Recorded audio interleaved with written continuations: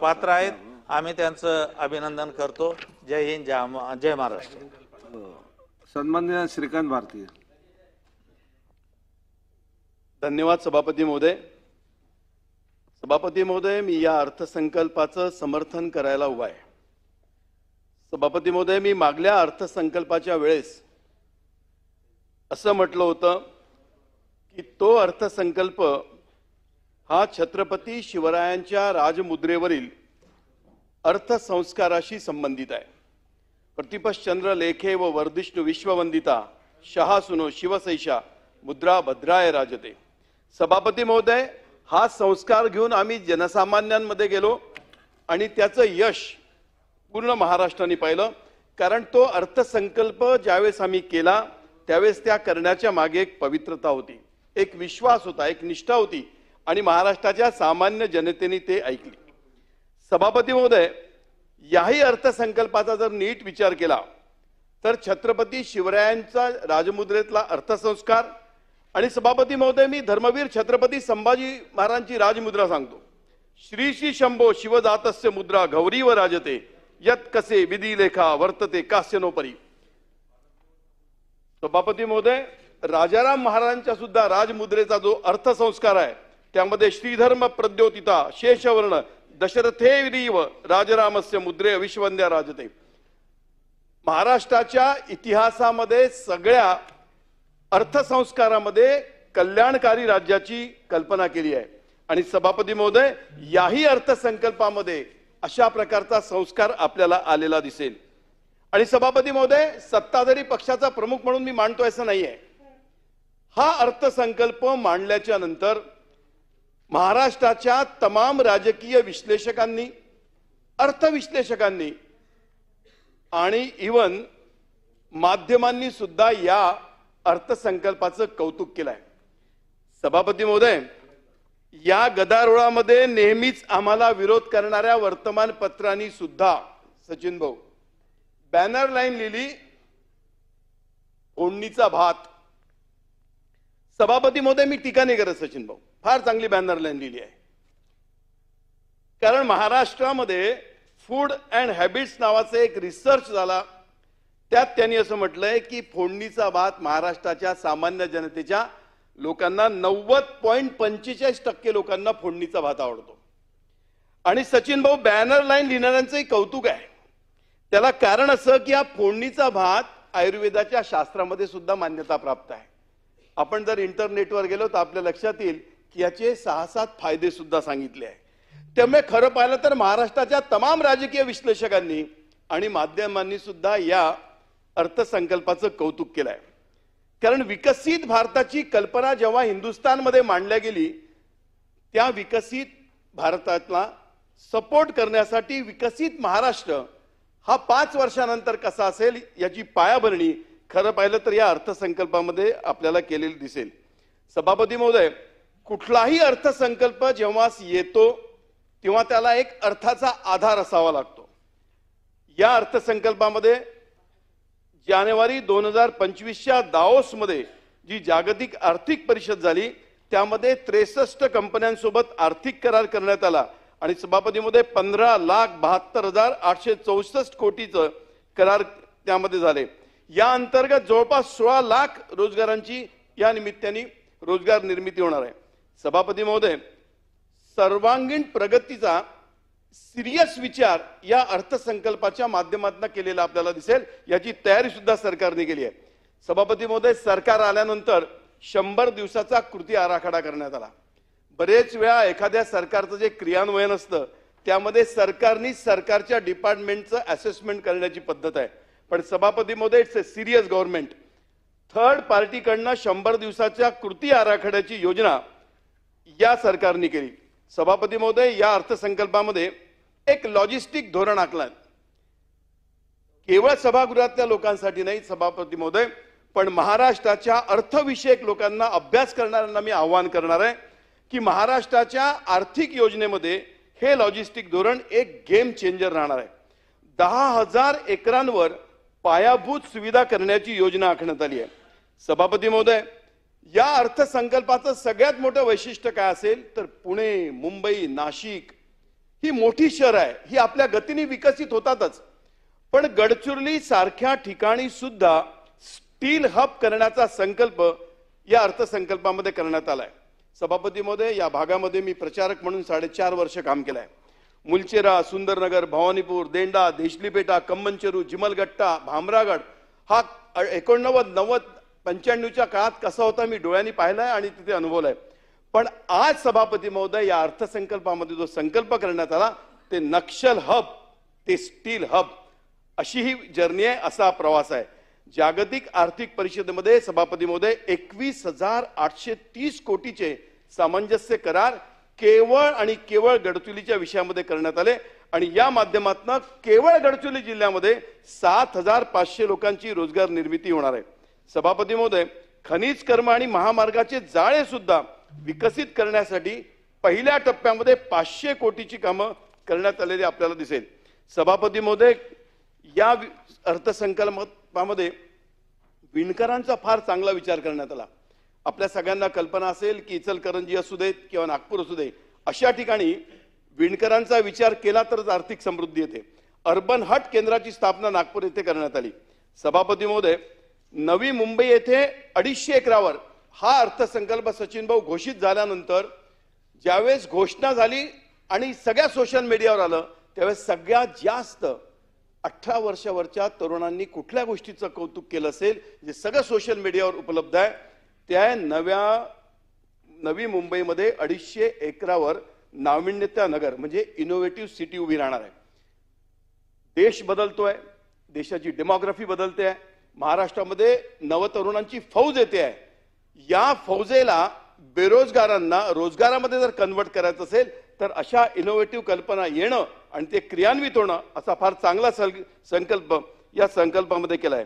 सभापती महोदय, केवळ 5 वर्षाचा विजन ठेवायचं का, केवळ 10 वर्षाचं विजन ठेवायचं का, तर चाणक्य असं म्हणतो की राज्यकर्त्यांनी विजन 100 वर्षाचं केलं पाहिजे.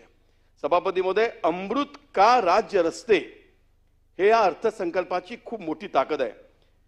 विकास आराखड्याच्या अंतर्गत 2025 ते 2047 या कालावधीच्या अंतर्गत हे अमृतका रस्त्याची जी योजना आखण्यात आली आहे, त्या योजनेच्या अंतर्गत सुद्धा मी माननीय अर्थमंत्र्यांचं कौतुक करीन.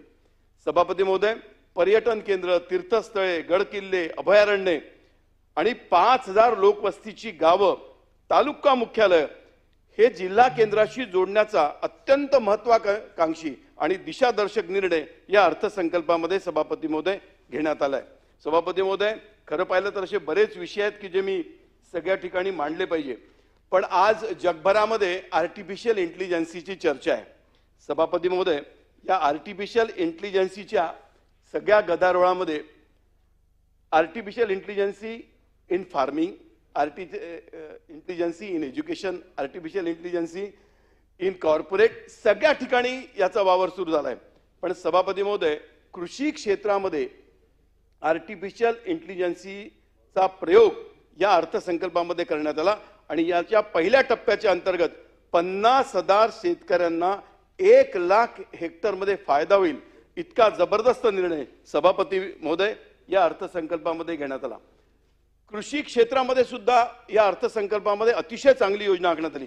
सभापती महोदय, बळीराजा मोफत वीज योजनेच्या अंतर्गत 7.5 अश्वशक्ती पर्यंतच्या 45 लक्ष कृषी पंपांना मोफत वीज देण्याचा निर्णय सभापती महोदय याच्या अंतर्गत करण्यात आला.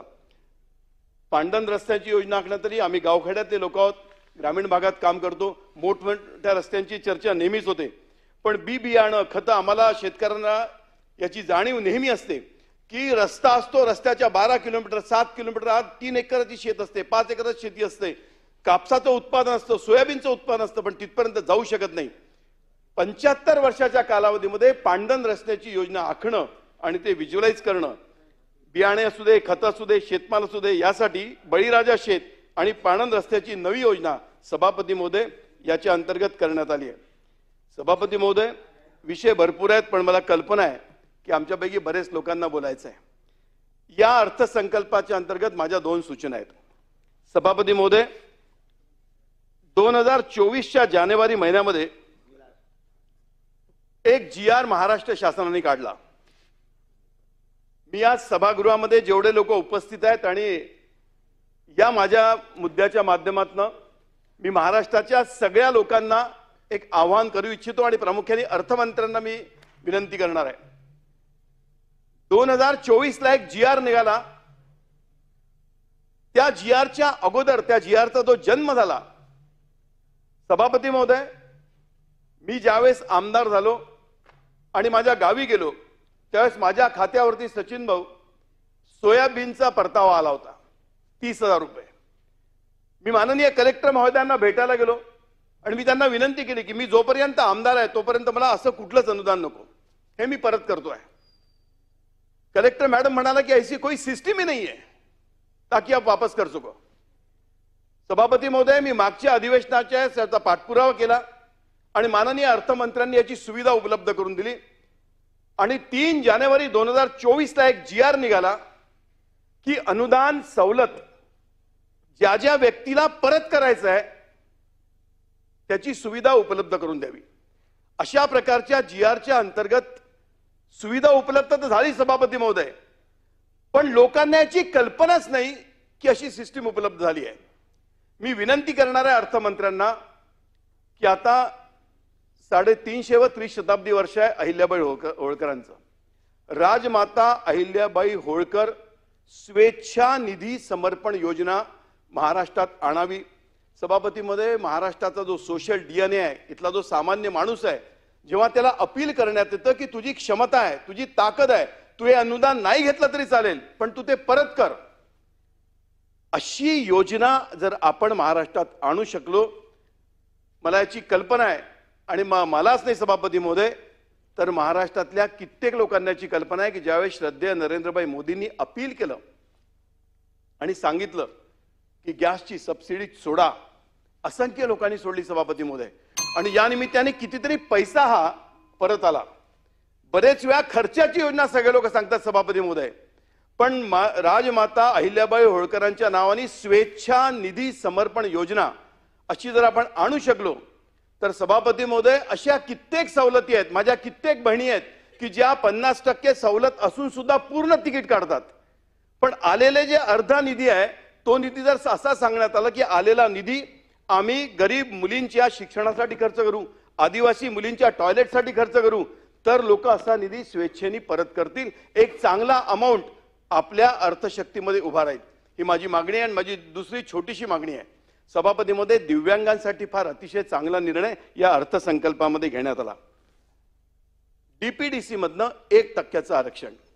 आदरणीय अर्थमंत्री महोदय आले आहे. सभापती महोदय, दिव्यांगांसाठी घेतलेला हा अत्यंत संवेदनशील निर्णय आहे, पण आज जर महाराष्ट्रामध्ये आपण फिरलो तर कित्येक अनाथ मुलं अशी आहेत सभापती महोदय जे अनाथालयामध्ये अत्यंत बिकट अवस्थेमध्ये राहतात. महाराष्ट्राच्या सगळ्या अनाथालयांची बिकट अवस्था आहे. जर आपण त्या जिल्ह्यातली अनाथालयांच्या संबंधातलं DPDC मधलं जसं दिव्यांगांसाठी 1% केलंय, तर आदरणीय अर्थमंत्री महोदयांना माझी विनंती आहे तसा 1% आरक्षण सुद्धा 1% निधी सुद्धा याच्या अंतर्गत द्यावा अशी मी प्रामुख्याने विनंती करतो. हा जो अर्थसंकल्प आहे या अर्थसंकल्पाच्या निमित्ताने मला जे सभापती महोदय तुम्ही बोलण्याची संधी दिली त्याबद्दल मी तुमचा विनम्र आभार मानतो. आणि सभापती महोदय, एक विनंती मात्र शेवटी मी 1 मिनिटासाठी करणार आहे.